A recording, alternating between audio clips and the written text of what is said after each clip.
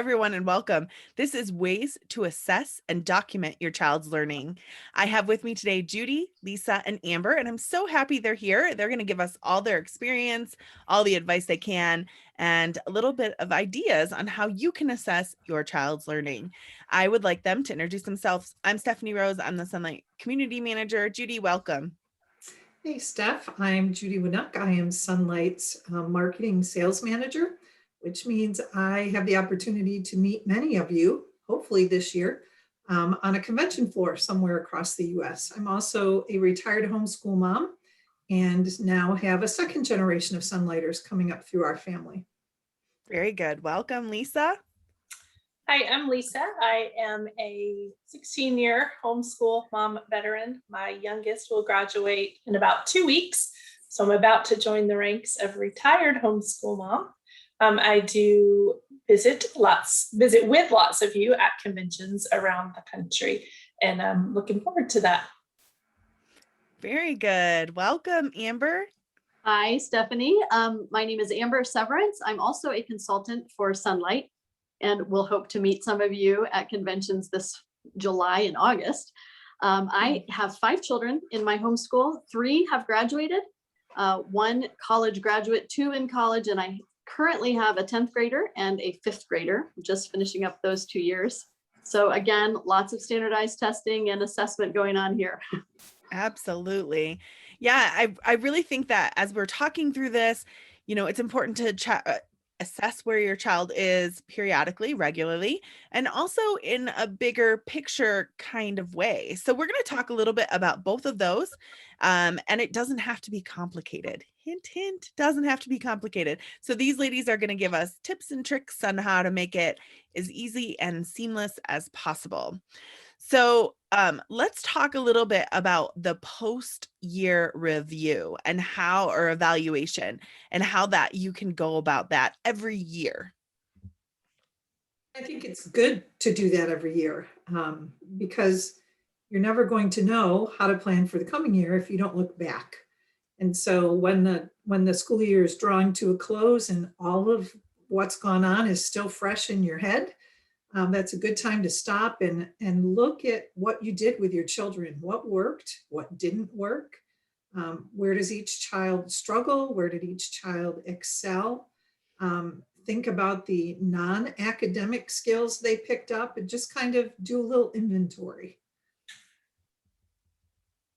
Yeah, I agree with that. I think it's important to look at each child individually and not just one aspect of that child, but the whole child, because that's the beauty of homeschooling, is that we are not in the pressure of you have to pass this math class at this time. So I really think homeschooling my kids gave me the opportunity to just help them be a better person all around, academically, spiritually, emotionally, that's not a good word, relationally. Yeah, I think too, sometimes here we are at the end of the year and it's easy to feel kind of bogged down, and it's hard to have that long view and that perspective. So it's really a gift to stop and go back to the beginning and kind of look at those early math sheets maybe, or see how far we've come, look at the whole list of books we've read, or new friendships that were made and skills that were developed. It's just really great because sometimes at the end of the year, it starts to feel like, wow, did we do anything? Did we accomplish anything? And yes, we did. There's a lot and we forget. Yeah, for sure. Let's talk a little bit about standardized testing and maybe how you were required to document what your child is learning first. So let's talk about how you were required in your state or what states require. I think, oh, sorry, Judy, you go first. So we homeschooled in New York State, which is a fairly restricted state when it comes to homeschooling. So we were required to do standardized testing during specific years, at the end of specific years, and certainly through high school. We were also required to do a quarterly evaluation that we submitted to our school district. And also a final evaluation at the end of the year. So lots of evaluating and reviewing my best recommendation is to find your state homeschool organization and find the people that they have. And I think I'm pretty safe guaranteeing that they have those people who their whole job is to help you navigate that standardized testing evaluation process. Yes. And the important thing too to remember is every state has different requirements. So you have to figure that out. I've homeschooled in 4 different states, and each state was pretty different. I mean, some certain things stay the same, but many are different. New York was definitely one that was quite different than others. But the other thing I would say is you could look at an organization too. Like if you say, oh, Judy says, get in touch with your state organization. You have no clue who that might be. You could go to HSLDA's website and look, and they should have information about your specific state's people that could help you. And tap into your friends. You know, Yes. you ask at church, at your homeschool co-op, or in your homeschool community. I always found it helpful to be just like the Bible says, to have someone who's a little bit ahead of me so I can gain knowledge from that, to have a friend who was on my same level that we could commiserate together, and then to have that person who was a little further behind that I could reach back and help. So those that were ahead and those that were on my same path were awesome resources when it came time to making sure I was doing all the right things. Yes. And before we started, Lisa, you were saying that you were required to just do a portfolio? So I live in Florida, and we're pretty the opposite of New York as far as restrictiveness. We have 3 options. We can standardize test, and there are many local and state organizations that will help you with that. You can have an evaluation done by a medical professional. Our law only says that you have to make progress. So a medical, usually a psychiatrist is who people go for that, or a portfolio. And that's the option that we always chose, was a portfolio that a certified state teacher would look through our work and determine if we had made progress or not. So what went into your portfolio? Yeah. What did we put in our portfolio? I usually included the book list, because usually that was all anyone wanted to look at. They were like, well, if you did all this, you certainly have educated your children. I included a scope and sequence from the Sunlight Instructor's Guide, from my math book, as we got into high school, from my science textbook, whatever I was asking for credit for, scope and sequence. And then usually a few papers in English, language arts, handwriting, depending on the level of the child, a little bit of math, a little bit of science activity sheets, or a few science tests from the beginning, from about week 18, and then from the end, just to show that we had indeed made progress. I love Yes. that. And it feels like Sunlight would be very helpful in putting all that information together, because it's all there planned out for you. Instructor's Guide is, again, #1 tool. It made it very easy to show what we had done. Yeah. That's true too in a state like Pennsylvania, where you have to document days. Sunlight's Instructor's Guide, I moved from New York to Pennsylvania, and it was seamless for me. And I had my list of books, which is what Pennsylvania wanted. They wanted to know you've done this many days. I had my instructor's guide right there. If anybody wanted to see what book I was using what week, there it was. It was so, so helpful. For sure. What do you guys see a value in standardized testing when it comes to that? And what is the value? I'm the opposite of Lisa in that we have lived in states that have required standardized testing. And if not, if they said, oh, you can do an evaluation instead, I found it easier just to do a standardized test. So I have done a standardized test almost every year with my children. And I think the value I would say in that is because we have chosen to homeschool, we do not test a lot, especially in elementary school. So I felt that giving them an opportunity to do that once a year was just a good test taking opportunity for us, maybe a skill that they wouldn't gain otherwise. I have found it to be inexpensive. There's an organization, there are a couple of them that will allow you as a parent to administer the test and monitor it. You don't have to have an outside person. And so I've done that. And so I think that would be the value for me. If you have a child that really struggles with test taking, you can get modified tests that don't have time limits, things like that to help. And of course, always the evaluation or portfolio is an option. But I think that was the value for us with standardized testing, was just to give them that skill too, another practice. It was also valuable to me as the parent teacher. If I thought, well, boy, this child's really struggling in math, that standardized test would prove me right or wrong. Yeah. That standardized test also would identify areas that maybe I had missed, and it's entirely possible to miss, especially if you're homeschooling more than one student at a time. I had one child who was struggling mightily with punctuation of all things, and I had not a clue. Somehow I had missed that. And when that child took the end of year standardized testing and the scores came back, it was like light bulb for me. And the next year we remedied that problem very easily. And so I was very thankful for that standardized test. I think the caveat I would put on it is we didn't discuss test scores with our kids every year. They took the test. I encouraged them through the testing process. We mailed off the results, the finished tests. When the results came back, those were for me as the parent teacher. I just told them they did a good job as long as they did the best they were able to do. And I wasn't about posting scores or announcing scores, or that I didn't find to be valuable for our homeschool. So you really used it to evaluate what to concentrate on and what to focus on which is good. Exactly. Yeah, I would second that for Judy. I had the same issue. I had a son who struggled with something in math, and I didn't realize the struggle was so severe. And that was a good indication for me. And I love what Judy just said. We never talk about scores with our kids. They ask, please, can we see? Say, no, it's none of your business. It's for us. Yeah.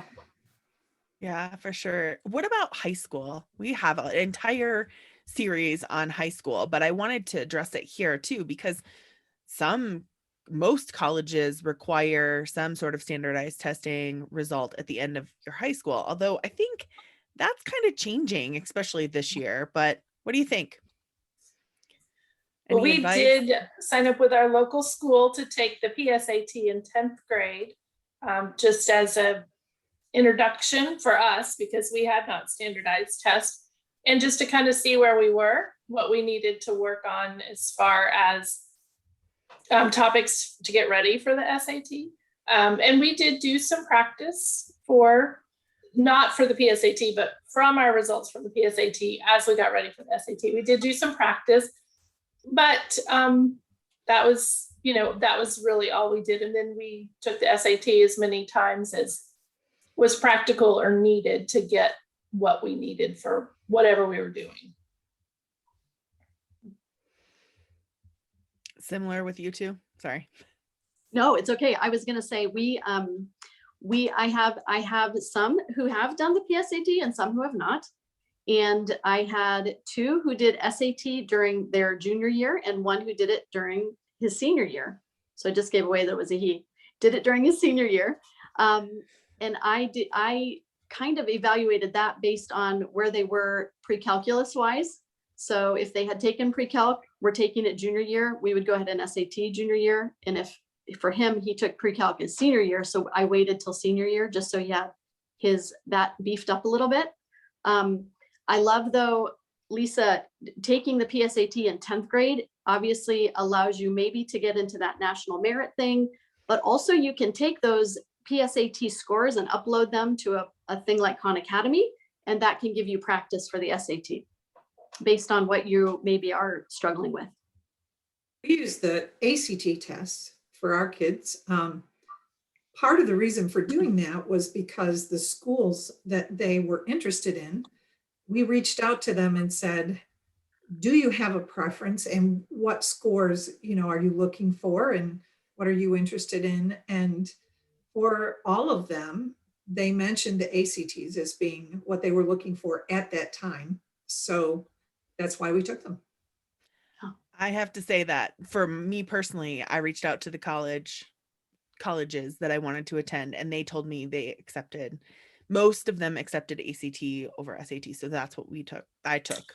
I do think that there's been some change with that. Yeah, That the College Board has made some adaptations to the SAT to make it more like the ACT. So I know anyone that we talked to was happy with either one, but that also could be a regional situation.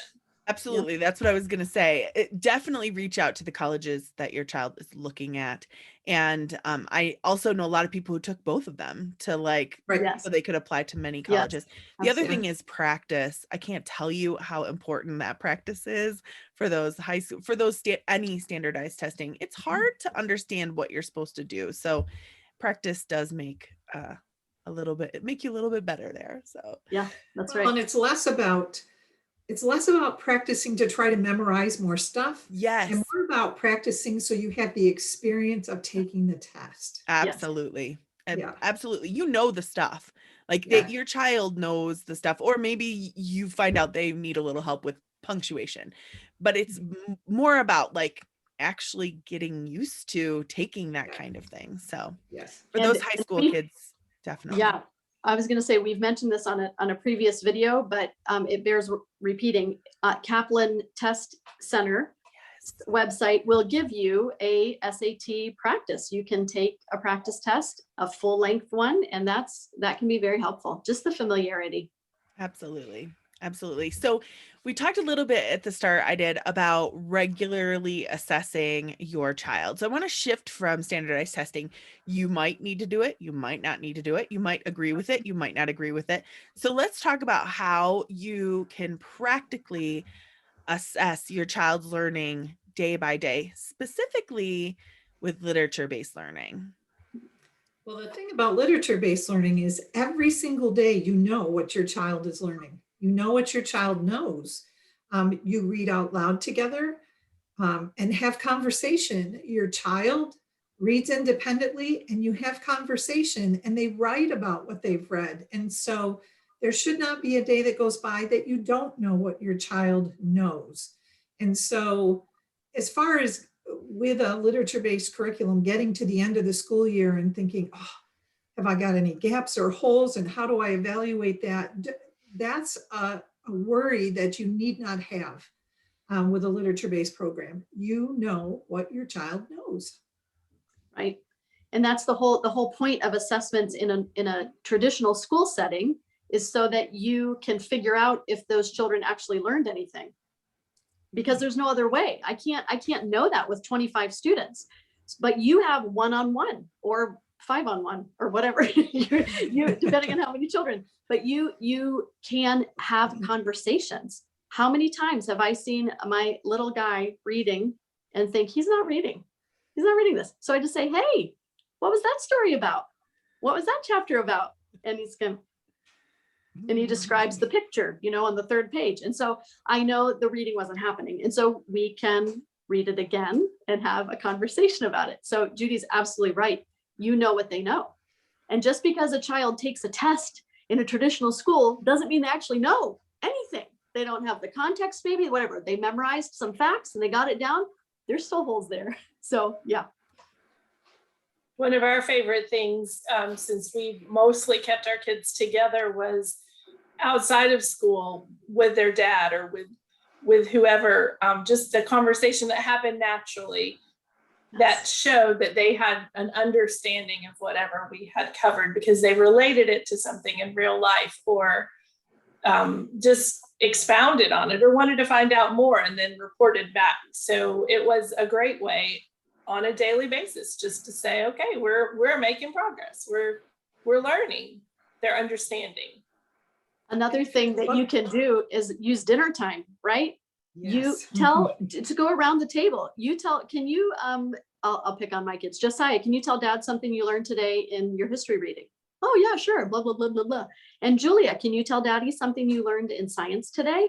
Yeah. So you can do that once or twice a week. You'll be astounded at what they remember. And I can't believe what they remember from year to year. oh yeah, remember that book we read 2 years ago? And yeah, I can't believe it. It's amazing. And holidays. Yes. If you're like me and you were lucky enough to marry into a family where your husband's 4 sisters are all public teachers, public school teachers, then every Christmas when you get together, you They'll will be evaluated. wander through the house and realize that Aunt somebody has one of your children over in the corner drilling addition facts, or another aunt has them in another corner with a book open. Can you read this for me? Certainly because they love them. But also, I think for a while there was a little doubt that this homeschooling thing was really going to pay off. And so, yeah, your family will help you with that evaluation for sure. For sure. Let's talk a little bit. Let's shift to goal setting and why it's important, how to go about it. You've now evaluated, you do it on a regular basis. So how can you look at Judy kind of alluded to this, but how can you look at some of this stuff and set goals for your child and yourself and your whole homeschool? Well, we would take an afternoon or a night out to dinner, my husband and I, at the end of every school year. And we would do that. We would make sure that we did it soon after school was done so that it was fresh in our mind. And we would talk through what each child had accomplished and where each child had struggled. And then I would just take an index card and write down 1 or 2 academic goals for each one of those kids and 1 or 2 spiritual or character goals for each one of those kids. And I would post that somewhere in the fall where I could see it and refer back to it, because when you homeschool in New York in January, you can't go outside because it's blizzarding or 6 feet of snow or whatever. And that's not an exaggeration. And you wonder, as you're climbing the walls, why it was you decided to do this thing called homeschooling. And that little index card on my refrigerator reminded me, because this child needs to learn how to read better, or this child is really struggling with relating well to authority. And so that's my task, to take care of those things. And those goals held it together from year to year. Yeah. I think it's important to have, when you get started, an overall goal. Like we established when my oldest was in kindergarten, what was our overarching goal for this homeschooling journey that we didn't know we were going to take, but God had other plans. And then as we progressed year by year, we had those individual yearly goals, but we wanted to make sure they lined up with this big family mission that we were on, to raise people that loved God and loved people. And if they learned math in the process of that, that was awesome. But our whole mission in the last 21 years that we have spent was to get people out of our home who were productive and loved God and loved people. And so as we looked at academic goals, are they aligning with that? As we looked at character goals, are they in line with that? So I think it's important to have little goals and big goals. And we did write them down so that they were visible, because there are those days that this is a tough job. And you do think that school bus is right outside every stinking day. Why are my people not on it? So it's important to remind it back to ourselves.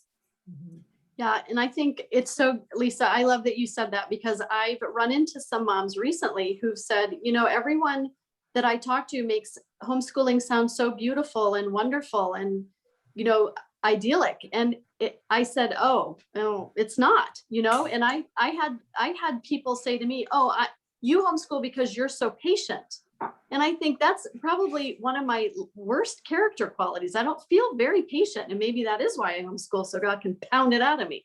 But I think that you guys both said that perfectly. I can't add to that, but I would want young moms knowing, here we are, we've done it for a long time, but it isn't easy. It is a job. And I think like any other job, you have to be committed to it. Sometimes I just say, this if I weren't homeschooling, I would be working somewhere else, doing something else. So this right now is what God's called me to. This is my job. It needs to be a priority. It needs to have time. And like any other job, you would have goals, you would sit down and evaluate all of that. It needs to be a natural part of what we do. And having that mission and the goals, it's really important to keep you going. We did a piece at Sunlight that is called Refuel Your Homeschool. And it does help you it guides you through how to set those overarching goals, not the annual goals, but those overarching goals for your homeschool, which then you can just pull it off your fridge or out of the drawer and take a look at that.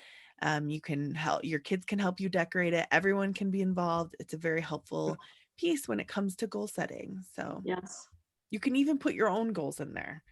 yeah. Maybe your own goals are to, read 3 books just for yourself.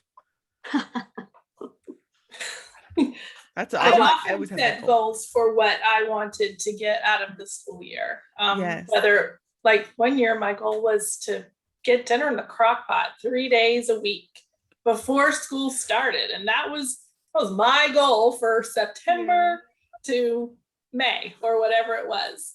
And I needed reminding of that when, you're up and you're thinking, really? I have to brown meat now? 6:30? But the payoff was awesome. Because at the other 6:30, dinner was ready. Yeah, for sure. For sure. I love that. Well, I appreciate you guys so much for joining. I hope that everyone who joined now feels a little bit calmer about assessing what their child's learned and documenting it as well. We sort of talked about how to do that. So I appreciate you guys joining and sharing your wealth of knowledge yet again. Thanks, guys. Thank you. Bye-bye.